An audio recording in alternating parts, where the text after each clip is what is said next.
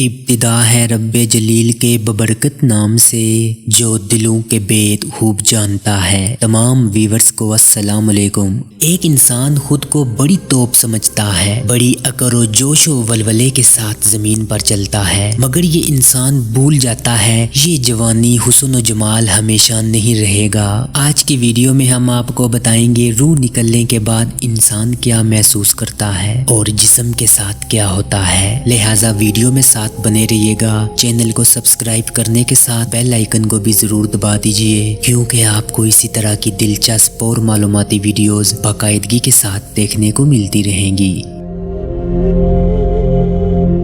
روح نکلنے کے بعد مردہ شخص کو یہ احساس نہیں ہوتا کہ وہ مر گیا ہے، وہ اپنے آپ کو تنہا قبر میں اترتے ہوئے دیکھتا ہے۔ وہ کچھ دیر کے لیے اسی خواب کے تاثر میں رہتا ہے، جب وہ زمین پر ڈیر ہو جاتا ہے پھر وہ چیختا ہے، لیکن کوئی اس کی چیخ نہیں سنتا۔ جب ہر کوئی منتشر ہو جاتا ہے وہ زمین کے اندر تنہا رہ جاتا ہے۔ اللہ اس کی روح کو بحال کرتا ہے، وہ آنکھیں کھولتا ہے اور برے خواب سے جاگتا ہے۔ پہلے وہ خوش ہو کر شکر ادا کرتا ہے جس سے وہ گزر رہا تھا، وہ سوچتا ہے یہ ایک ڈراؤنا خواب تھا، اب وہ اپنی نیند سے بیدار ہو چکا ہے۔ پھر وہ اپنے جسم کو چھونے لگتا ہے جس کپڑے میں وہ لپٹا ہوتا ہے، وہ خود سے حیرت سے سوال کرتا ہے میری قمیض کہاں ہے، یہ جگہ کون سی ہے، ہر طرف گندگی اور کیچڑ کی بدبو کیوں ہے، میں یہاں کیا کر رہا ہوں۔ پھر اسے احساس ہونے لگتا ہے وہ زیر زمین ہے، جو کچھ وہ محسوس کر رہا ہے وہ خواب نہیں بلکہ ایک اٹل حقیقت ہے۔ پھر اسے احساس ہوتا ہے وہ واقعی مر گیا ہے۔ وہ ہر ممکن حد تک زور سے چیخنے کی کوشش کرتا ہے، جو اس کے رشتہ دار اس کے مطابق اسے بچا سکتے تھے،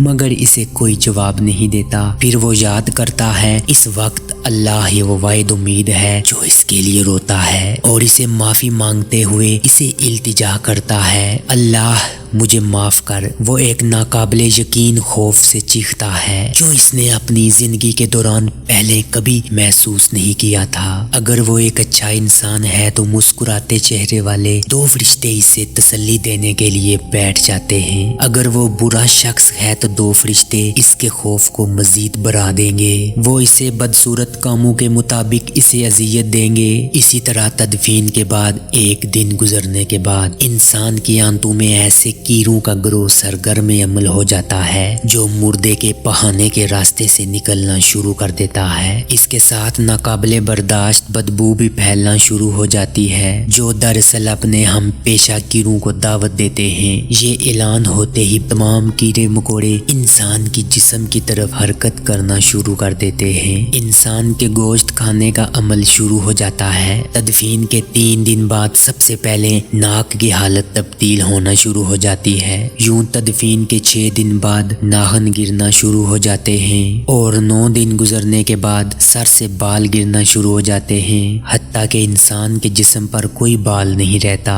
یوں تدفین کے 17 دن بعد پیٹ پھٹ جاتا ہے اور دیگر اجزاء باہر نکلنا شروع ہو جاتے ہیں۔ یوں تدفین کے 60 دن گزرنے کے بعد جسم سے سارا گوشت ختم ہو جاتا ہے۔ 3 مہینوں یعنی 90 دن کے بعد تمام ہڈیاں ایک دوسرے سے جدا ہونا شروع ہو جاتی ہیں۔ 1 سال کے بعد ہڈیاں بوسیدہ ہو جاتی ہیں اور بلاخر جس انسان کو دفنایا گیا تھا اس کا وجود ختم ہو جاتا ہے۔ اس کے بعد انسان کا غرور، تکبر اور لالچ کہاں چلا جاتا ہے؟ انسان کی حیثیت کیا ہے؟ مٹی سے بنا ہے اور مٹی میں دفن ہو کر مٹی ہو جاتا ہے۔ 5 فٹ کا انسان قبر میں جا کر بے نام و نشان ہو جاتا ہے۔ آج کی ویڈیو کا اختتام اس دعا سے کرتے ہیں، جتنے بھی مرحومین اس دنیا فانی سے کوچ کر چکے ہیں، اپنی آخری آرام گاہ میں پہنچ چکے ہیں، اللہ ان تمام مرحومین کے صغیرہ کبیرہ گناہ معاف کرے اور انہیں جنت الفردوس میں بلند مقام عطا فرمائے۔ آپ سے ہوگی ملاقات اگلی ویڈیو میں، تب تک کے لیے مجھے دیجیے گا اجازت۔ اللہ نگہبان۔